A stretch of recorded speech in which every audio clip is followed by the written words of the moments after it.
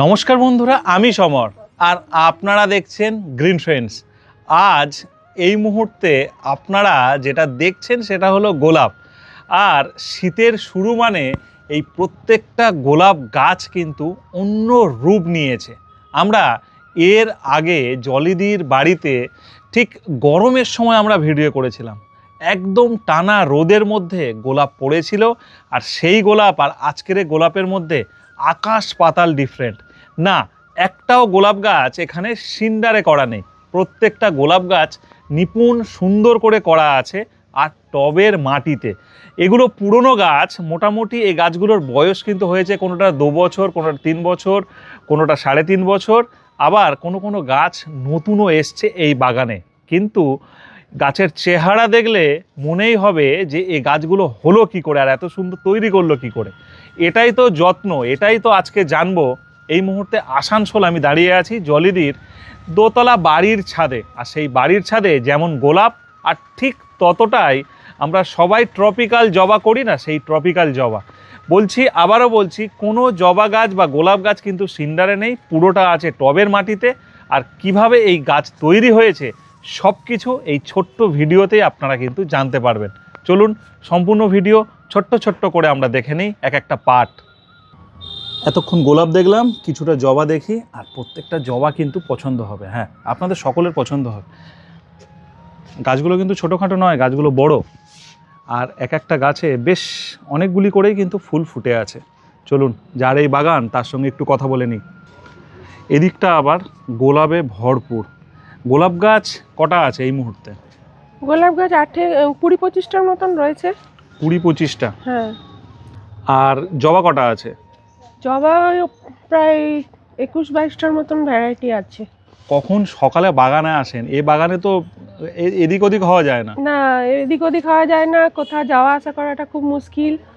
গোলাপে আপনার 3 বার করে জল স্প্রে করতে হয়, নাহলে তো ফুল থাকে না। আর আমাদের এখানে তো গরমকাল, শীতকালের পরিমাণটা খুবই কম, 2 মাস হয়তো খুব ঠান্ডা পড়ে।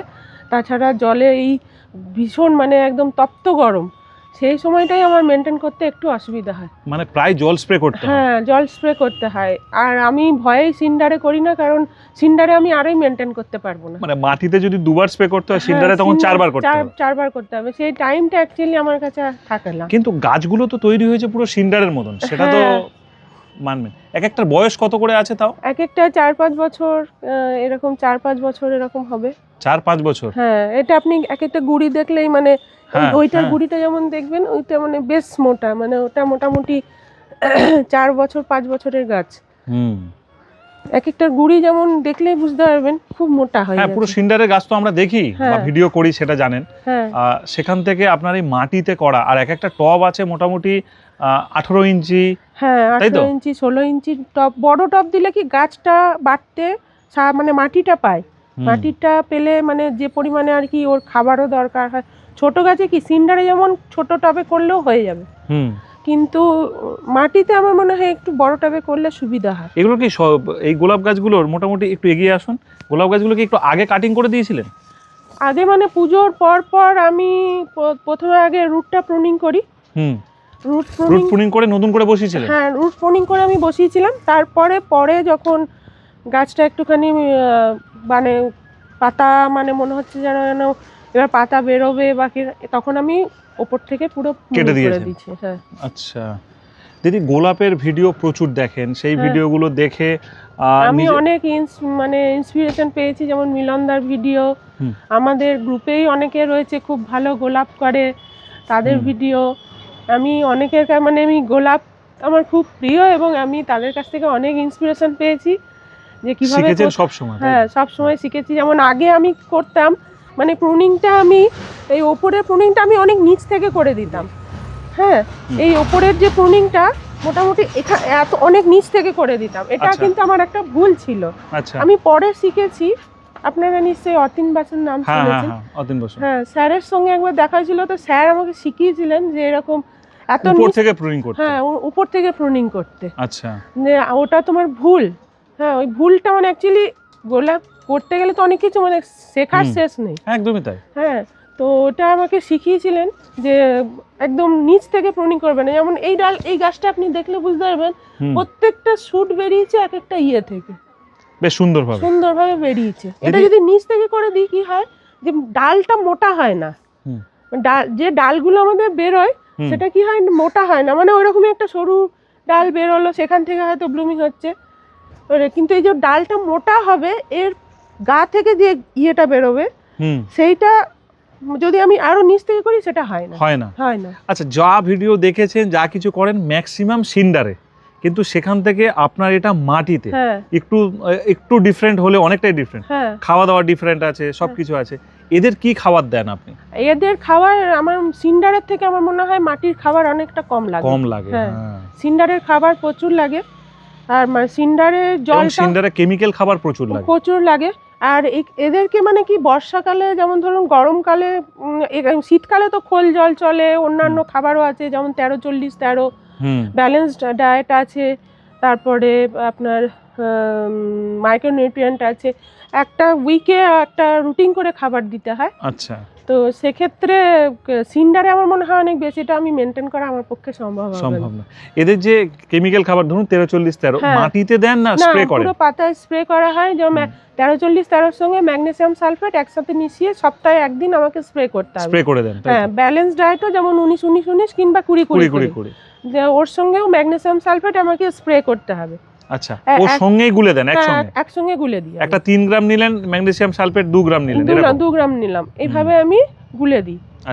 তাছাড়াও যখন 13-40 আপনার 13-0-45 কোনো সময় 00-50 00-50টা যখন ধরুন ব্লুমের সময় তখন আমাকে দিতে হয়। তখন এগুলো যখন দেন ওই সবকিছু খাবারই ঘুরিয়ে ফিরিয়ে দিই আর কি। মিক্স খাবার কি গোলাপ গাছে ব্যবহার করতে? হ্যাঁ, মিক্স খাবার গোলাপ গাছে দিই, মাসে 2 বার মিক্স খাবার দিই। মাসে 2 বার? হ্যাঁ, মাসে 2 বার। আর অর্গানিক মিক্স খাবার? হ্যাঁ, অর্গানিক মিক্স খাবার, আর খোল জলটাও মাঝে মাঝে দিই। তবে বর্ষাকালে আমি খোল জল দিই না, এবং গোবর সার খুব একটা আমি ব্যবহার করতে খুব ভয় পাই, কারণ গোবর সার ব্যবহার করলে মনে হয় যেন ইয়ে হয়ে যাবে, ফাঙ্গাস লেগে যাবে। হ্যাঁ, ওটা আমার হট করে গাছ নষ্ট হয়ে গেলে আমার মানে। দারুণ গোলাপ গাছ করেছেন, প্রত্যেকটা গাছ সুন্দর। যারা শখে বাগান করে তাদের প্রত্যেকের বাগান কিন্তু গোলাপ থাকবে না এটা হতেই পারে না, গোলাপ সবাই করে। আর দিদি যেহেতু অনেকটা আগে কাটিং করেছে, তাই এখন থেকে ফুল নেওয়া শুরু করে, যেহেতু এখানে শীতকাল 2 মাস, শীতকাল 2 মাস, তাই জন্য তাড়াতাড়ি কাটিং করে যত তাড়াতাড়ি ফুল নিয়ে নেওয়া যায়। এই আর না, ফুলটা থাকবে মানে মার্চ মাস পর্যন্ত ভালোই ব্লুমিং হবে, তারপরে খুব কষ্ট হয় গাছ রাখতে, মানে গ্রিন নেট দিতে হয় 3 মাস। এই জন্য কি সেটটা বানালেন? হ্যাঁ, সেটটা বানানো এই জন্য। আমরা আরো একটা গাছ দেখবো গোলাপের সাথে সাথে, জবার সাথে সাথে, দত্তপ্রিয়া। ভালো গাছ এটা? হ্যাঁ, এটা খুব সুন্দর, পুরো গ্ল্যামার, পুরো গাছের গ্ল্যামার দেখুন। তাও কাটিং করা হয়েছে, আরো বড়, অনেক বড় হয়ে গিয়েছিল, এতটা কাটিং করেছেন, তারপরে নতুন পাতা ছেড়েছে, আবার ফুল এই একটা ভ্যারিগেটেড রয়েছে। হ্যাঁ, এটা আবার ভ্যারিগেটেড। এটা সেই গাছটা নাকি? এইটা হচ্ছে আপনার ওই ডবল মাধবীলতা। এগুলো চন্দ্রমল্লিকা? হ্যাঁ, চন্দ্রমল্লিকা অনেকগুলোই করেছিলাম, কিন্তু জলে সবকটাই নষ্ট হয়ে গেছে, মাত্র 3টে বেঁচে আছে। বৃষ্টিতে? হ্যাঁ, বৃষ্টিটাতে আমার অনেক গাছ নষ্ট হয়েছে। আচ্ছা, এবারে ধরুন জবা একদিকে ভর্তি, একদিকে গোলাপ ভর্তি। গোলাপের যত্নটা জানলাম, জবা আর গোলাপের কি সেম যত্ন না একটু আলাদা ডিফারেন্স? জবার যত্নটা হচ্ছে, জবা খাদ্যপ্রিয় গাছ, খেতে খুবই ভালোবাসে, তবে গোলাপের থেকে আমার মনে হয় তুলনামূলক একটুখানি কম। আচ্ছা। আর জবাতে আমার মনে হয় একটু ওই মাইটস, ফাঙ্গাস এগুলো মনে হয় একটু বেশি লাগে। আচ্ছা। নষ্ট হবার, যেমন এই গাছটা পুরোপুরি নষ্ট হয়ে গেছিল, আমার কিচ্ছু ছিল না, রূপাদি দেখেছিল মনে হয়, গাছটা পুরো নষ্ট হয়ে গেছিল, খুব কষ্ট করে এটাকে বাঁচানো হয়েছে। ম্যাক্সিমাম ট্রপিক্যাল জবা? হ্যাঁ, ট্রপিক্যাল জবা। টানা এই বর্ষাতে বাইরে ছিল এরা? হ্যাঁ, টানা এই বর্ষাতে বাইরে। ওইভাবেই মিডিয়াটা তৈরি করতে গেলে আমার জায়গা খুব কম, তো জবা বা গোলাপের যদি মাটি বলি, সেম হয় না একটু আলাদা হয়? হ্যাঁ, মোটামুটি সেম। কি মেশান মাটির সঙ্গে? বালি, ভার্মি আর মাটি, এই তিনটে। বালি মানে মোটা দানার বালি? হ্যাঁ, মোটা মানে যেটা নদীর বালি আর কি। হ্যাঁ, ওই মোটা দানার বালি। মোটা দানার বালি, আর যেটা বিল্ডিং তৈরির বালি। হ্যাঁ, বিল্ডিং তৈরির বালি। আর মাটি আর আর ভার্মি। Vermi compost. হ্যাঁ, গোবর সার এটাতেও ব্যবহার করেন না? না ব্যবহার করি না, আমার একটু ভয়ই লাগে গোবর সার ব্যবহার করতে। এই যে গাছটা আমরা দেখতে পাচ্ছি, ফুল খুব সুন্দর, পাতাটা দেখুন একটু কোঁকড়ানো ভাব আর একটু হলুদ হলুদ মতন। আপনারা যাদের এই হলুদ স্পটটা বেশি চলে আসছে, প্রত্যেকে প্ল্যান্টোমাইসিন 1 লিটার জলে 1 গ্রাম, সঙ্গে ব্লাইটক্স কিংবা ব্লু কপার ফাঙ্গিসাইড 2 গ্রাম 1 লিটার জলে মিশিয়ে, স্টিকার মিশিয়ে ভালো করে স্প্রে করবেন। 15 দিন অন্তর, 15 দিনের মানে গ্যাপ দিয়ে আশা করব ভালো রেজাল্ট পাবেন। তাহলে এদের জল জমতে দেওয়া যাবে না, তাই তো? না, এর বয়স কত হবে? এটার বয়স 5 বছর হবে। ভীষণ ভালো। হ্যাঁ, এটা মোটামুটি 5 বছর হবে। কন্টিনিউ ফুল দেয় না? হ্যাঁ, কন্টিনিউ ফুল দেয়। আর এটার বয়স? এটা 2 বছর। First love? হ্যাঁ, ফার্স্ট লাভ। মানে লাস্ট কি 1-2 বছর কোনো গাছ সেইভাবে কেনা হয়নি নাকি? না, আমি এই যে দেখুন আপনার মিটআপ থেকে পেয়েছি 2023-এ। বিশাল বড় গাছ। হ্যাঁ, এটাও পেয়েছি, ওইটাও পেয়েছি। এইটা লাস্ট দুর্গাপুরের মিটআপ থেকে পেলাম, ওই মাঝের পেয়ারা গাছটা। আচ্ছা। এইগুলো এত বড় গেছে যে লাস্টে ড্রামে বসিয়েছি। হ্যাঁ, সব মানে থেকে ওটাই বলছি, গাছ আর কিনবেন কি, এই গাছ নিয়েই তো নাড়াচাড়া হ্যাঁ, করতে এই সময় গাছ। চলে যাচ্ছে। কেনাটা এখন অনেকটা কমে গেছে, এত গাছ হয়ে গেছে, রাখবো খালি কোথায়? খাবার কিনতে হচ্ছে গাছে। হ্যাঁ, খাবার কিনতে হচ্ছে। এগুলো বোগেন? বোগেন। এগুলো ফুল মোটামুটি ফুল দেয়, এইগুলো যেমন ভর্তি ছিল, এগুলো আস্তে আস্তে ঝরে যাচ্ছে, আবার হবে। এই জবাটা তো প্রচুর ফুল দেয়। হ্যাঁ, ফুল দেয়। প্রচুর জবা, প্রচুর জবা। এই জবাগুলো ওঠান কখন, মানে কাটিং করেন কখন? কাটিং ওই জানুয়ারি ফেব্রুয়ারি মাসে করি, ফেব্রুয়ারি মাসের মাঝামাঝি করে দিই ওই সময়টা? হ্যাঁ। একটা খুব সহজ গাছ, সুন্দর। এর রোদেই থাকে? হ্যাঁ, রোদে থাকে। রোদে থাকে, জলও বেশি চায় না? হ্যাঁ, জল বেশি চাই। জল মানে রোদে থাকলে পাতার কালারটা খুব সুন্দর হয়। আমি আচ্ছা। ভেতরেও আছে আমার একটা, কিন্তু পাতার কালারটা অত সুন্দর হয় না। ব্লিডিং হার্ট, ব্লিডিং হার্ট দুর্দান্ত। শীতের গাছ করা হয় নাকি শীতের জায়গার গাছে- কারণে? না না, যাই এবারে করিনি, আমার বাড়িতে কাজ আছে, হুম। এই জন্যই এবছর শীতের গাছ খুব একটা করা হয়নি। এই আচ্ছা। কয়েকটা পিটুনিয়া লাগিয়েছি। মানে জাস্ট না লাগালে হ্যাঁ, একটা না বাগান লাগা- খারাপ লাগবে। খারাপ লাগবে, ওই জন্যই। না হলে শীতের গাছ করি, গাঁদা, চন্দ্রমল্লিকা অনেকগুলো করি। হেল্প তারপর- করে কারা এই বাগান করতে? বাড়ির লোকরা? বাড়ির লোক হেল্প করে, মেয়েরা মাঝে মাঝে হেল্প করে, আমি না থাকলে জল টল দিয়ে দেয়। হুম। আর মাটি তৈরি করবার, মাটি যখন তৈরি করি, একজন আছে আমাদের, তো ওকে ডাকি, মাটিটা রেডি করে নেন। হুম। আর এগুলো কি মিটআপে সবেদা গাছ? হ্যাঁ, মিটআপে সব। ধরুন 2 বছর পরে এগুলো বড় হবে, কোথায় রাখবেন?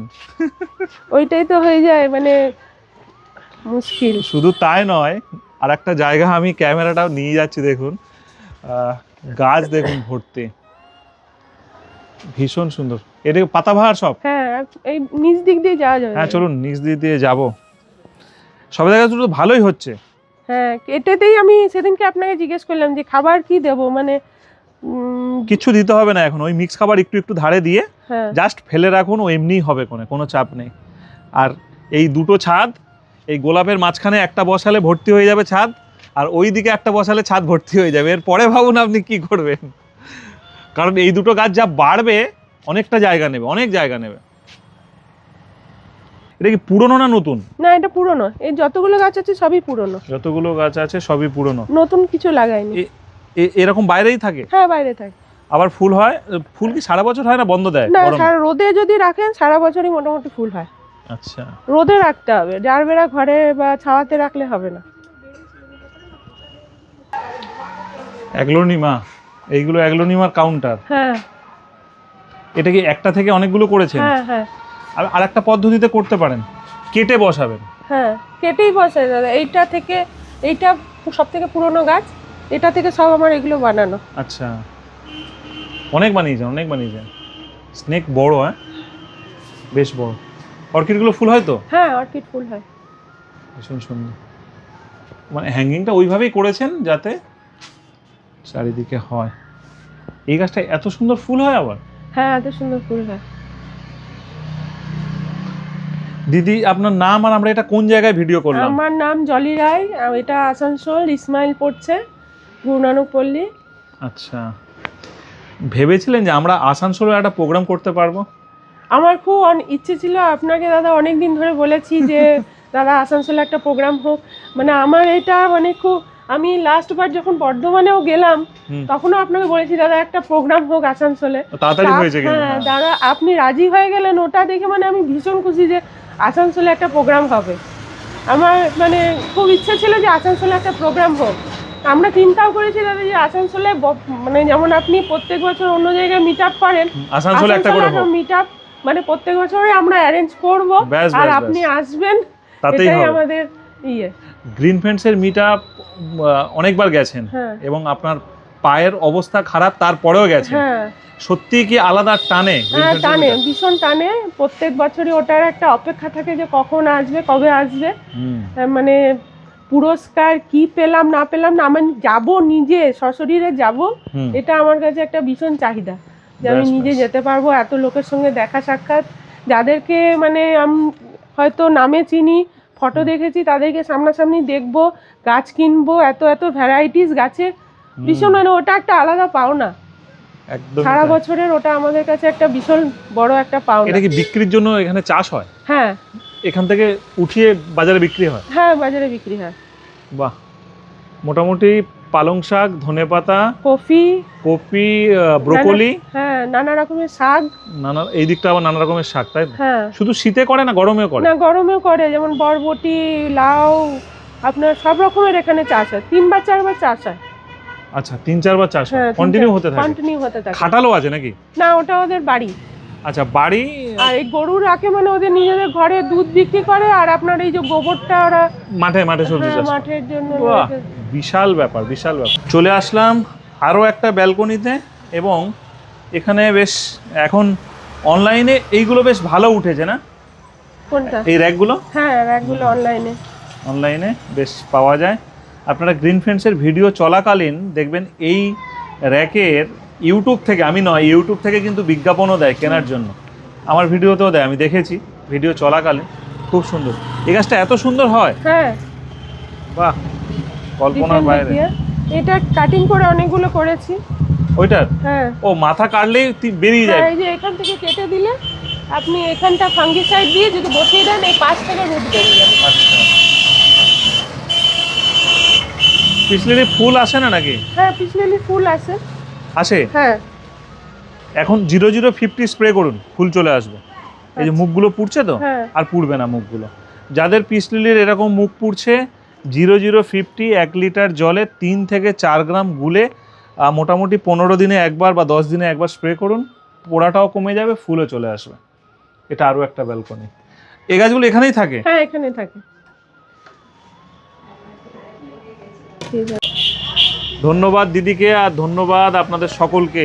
এইভাবেই এগিয়ে যাক আপনাদের হাত ধরে গ্রিন ফ্রেন্ডস।